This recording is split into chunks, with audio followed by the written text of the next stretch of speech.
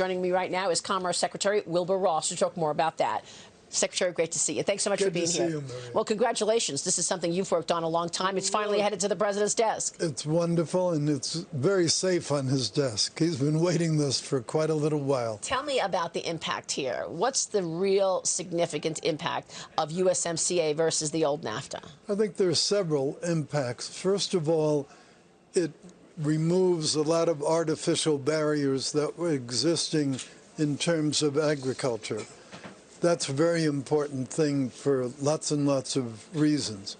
Second, it has new chapters on digital that are very good and that we hope will roll out into other agreements as we go forward.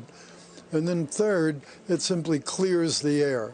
It makes a very good base. It, combined with the China Phase 1, combined with the Japan deals, combined with the Korean, we've never been closer to a free trade environment in the world than what this president has accomplished. Wow. So I want to ask you about what's next. Obviously, I spoke with President Trump yesterday in my one-on-one interview here in Davos, and I asked him about Europe and whether or not we're going to see tariffs additional on the European Union. Watch this.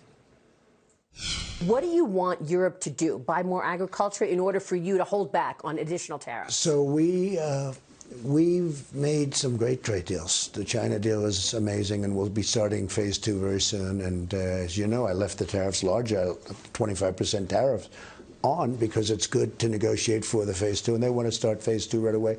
And so do I, so we'll start that right away. The European Union is tougher to deal with than anybody. They've taken advantage of our country for many, many years. It was actually formed for the purpose of taking advantage of the United States, if you really think about it. But they've taken advantage. They've been very, very tough to deal with.